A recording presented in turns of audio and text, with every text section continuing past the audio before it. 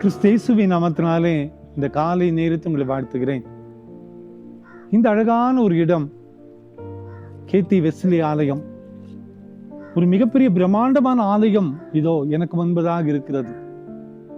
மிஷினரிகளால் உருவாக்கப்பட்ட அழகான ஒரு திருச்சபை, அழகான ஒரு இடத்தை ஆண்டவர் நமக்கென்று தந்து அவருடைய மகிமையை வெளிப்படுத்துகிற இடமா இந்த இடம் இருக்கிறது. பாருங்க, பைபிள்ல 2 நாளாகமம் 7:16 என் கண்கள் என் இருதயமும் என்னாலும் இங்கு இருக்கிறது என்று ஆண்டவர் சொல்லுகிறார். My eyes and my heart will be there perpetually. அன்பான குடும்பத்தின் மக்களே, என்னுடைய கண்களும் என்னுடைய இருதயம் என்னாலும் இங்கு இருக்கிறது என்று ஆண்டவர் சொல்லுகிறார். ஒருவேளை இந்த ஆலயம் அநேக மக்களை கண்ணீரை துடைத்த ஒரு ஆலயம். இந்த ஆலயம் ஒரு தரிசனத்தோடு உருவாக்கப்பட்ட ஒரு ஆலயம். இந்த ஆலயத்திலே அநேக ஜனங்கள் ஆராதிக்க வரக்கூடிய ஒரு இடம். ஆண்டவருடைய கண்கள் என்றுமே இதன் மீது நோக்கமாக இருக்கிறது.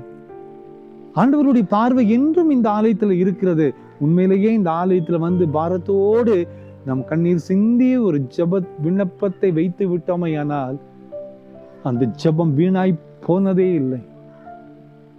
அவ்வளவு மகிமையுள்ள ஒரு ஆலயம், அவ்வளவு கிருபையுள்ள ஒரு ஆலயம். அந்த ஆலயத்திலே நான் ஆயராக இருக்கிறேன் என்று நினைக்கும் போது உள்ளத்தில் மிகப்பெரிய சந்தோஷம். அன்பான குடும்பத்தின் மக்கள், ஆண்டவர் சொல்லுகிறார், என்னாலும் என் கண்களும் என் இருதயம் அங்கு இருக்கிறது என்று ஆண்டவர் சொல்லுகிறார். ஒருவேளை இன்று நாம் இருக்கிற இடத்திலே ஆண்டவரை நோக்கி நாம் பார்க்கும்போது அவருடைய கண்களும் அவருடைய இருதயமும் நம் மீது நோக்கமாக இருக்கும்.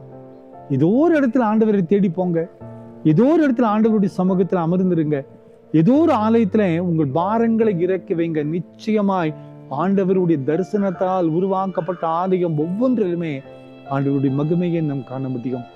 இந்த உலகத்திற்காக வாழாதீங்க, உலகத்தை போல வேண்டாம், உலகத்தை போல பேசாதீங்க, உலகத்தை போல மக்களை நீங்கள் நம்பி போக வேண்டாம். ஆண்டவரை தேடி வாருங்க, ஆண்டவர் மீது நம்பிக்கை கொள்ளுங்க.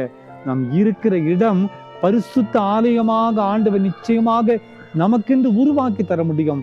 அவருடைய கண்கள் நம் மீது நோக்கமாக இருக்கும்.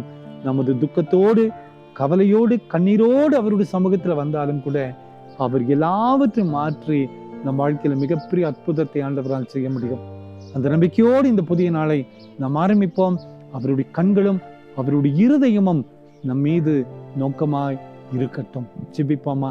அன்பின் ஆண்டவரே, இந்த காலை நேரத்துல உம்முடைய சமூகத்தை தேடி வந்திருக்கிறோம் அப்பா. உம்மை தேடி ஆராதிக்கக்கூடிய இடங்களை எங்களுக்கு தந்தீரே. உம்மை உண்மையாய் தேடுகிற மக்கள் மீது உம்முடைய இருதயமும் கண்களும் நோக்கமாக இருப்பதற்காக நன்றி அப்பா. இந்த காலை நேரத்துல இருக்கிற இடத்துல அப்பா பிதாவே என்று உம்மை கூப்பிடும் போது நீர் வந்து எங்களுடைய துக்க பாரங்கள் எல்லாம் மாற்றி, கண்ணீர் கவலை எல்லாம் மாற்றி, வேதனை பாரங்கள் எல்லாம் மாற்ற முடியுமே. இந்த செய்தி கேட்டுக்கொண்டிருக்கிற ஒவ்வொருவருடைய வாழ்க்கையிலையும் இப்படிப்பட்ட விசேஷ அற்புதங்கள் நடைபெற கிருபை செய்வேன் நம்புகிறோம். நீ தொடும் அப்பா, நீர் விடுதலை தாரும், நீர் அற்புதத்தை சுகத்தை தரப்போகிற தயவுக்காக நன்றி. எங்கள் ஜெபங்களுக்கு உம்முடைய செவிகள் கவனித்திருப்பதற்காக நன்றி. உம்முடைய இருதயம் எங்கள் மீது நோக்கமாக இருப்பதற்காக நன்றி.